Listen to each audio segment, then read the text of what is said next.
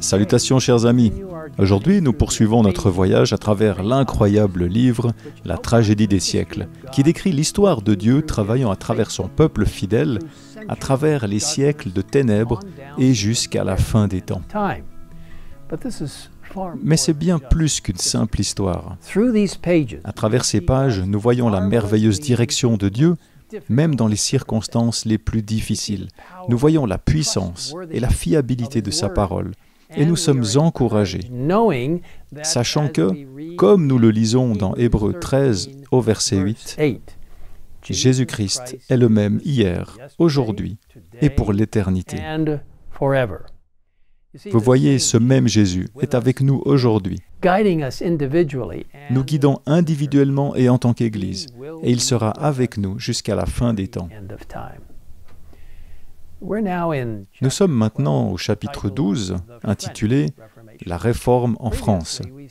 Précédemment, nous avons vu comment Dieu a agi de façon extraordinaire lors de la protestation de Spire et avec la confession d'Augsbourg.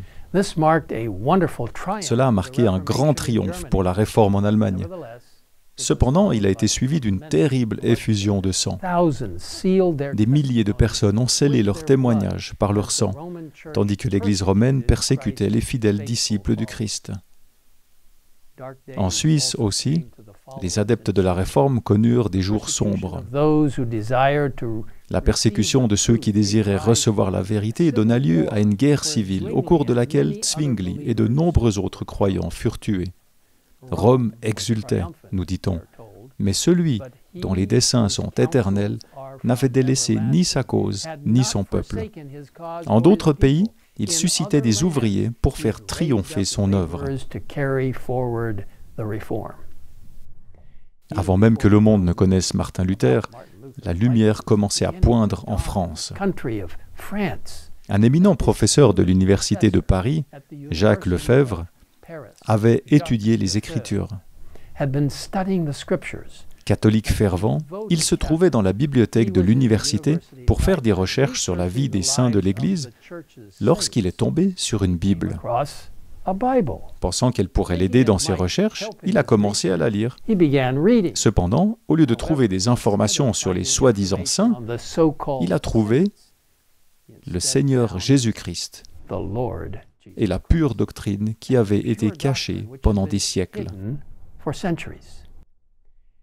Il était convaincu de l'excellence et de la beauté des Écritures. Elles me semblaient dégager un parfum dont la douceur était incomparable.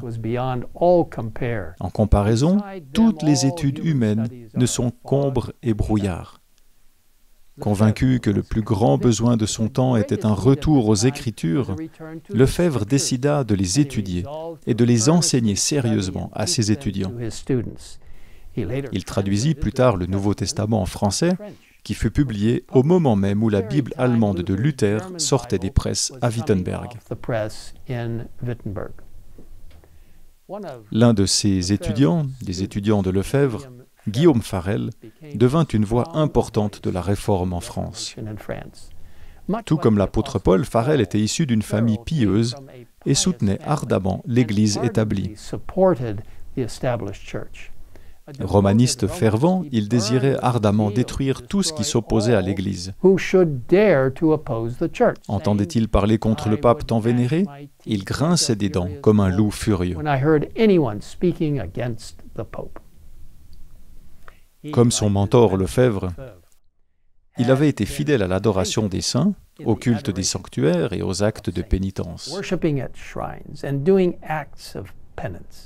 Mais aucune de ces pratiques ne lui avait apporté la paix à laquelle il aspirait.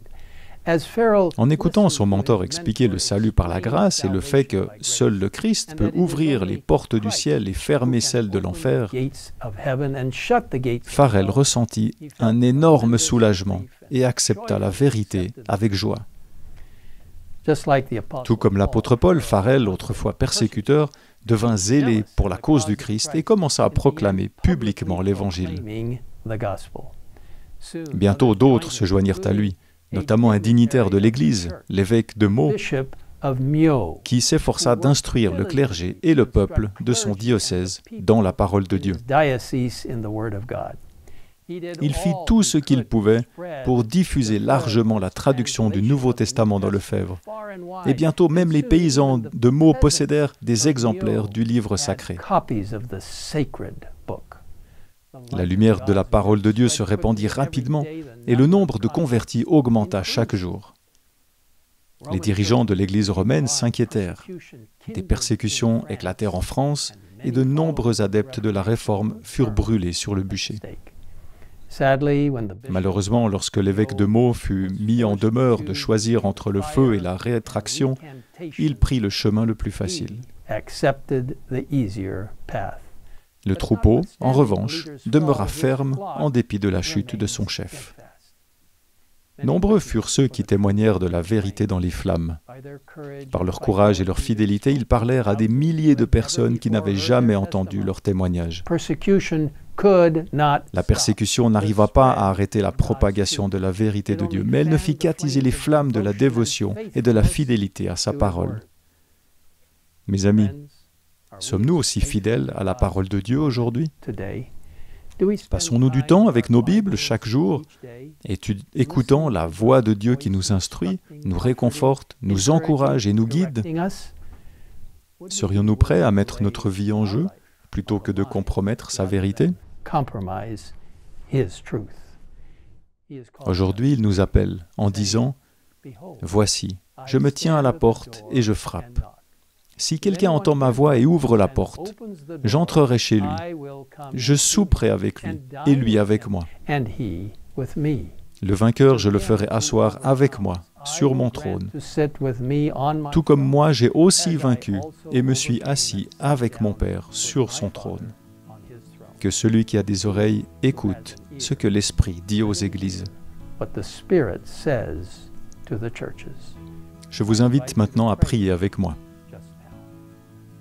Père Céleste, merci pour les sentinelles fidèles du passé, des personnes qui, en écoutant la parole de Dieu, ont compris sa vérité. Ils ont défendu fermement ce qui était juste et, par ta puissance, ont pu traverser les flammes pour mourir en te rendant témoignage. Seigneur, nous te demandons de nous aider à être inébranlables dans notre détermination à défendre la parole de Dieu, alors que nous faisons face à l'avenir et au vent qui s'oppose à la parole de Dieu. Aide-nous à élever la parole de Dieu, la parole écrite de Dieu qui représente Jésus, la parole vivante. Merci de nous écouter dans cette prière. Nous te le demandons au nom de Jésus. Amen. Amen.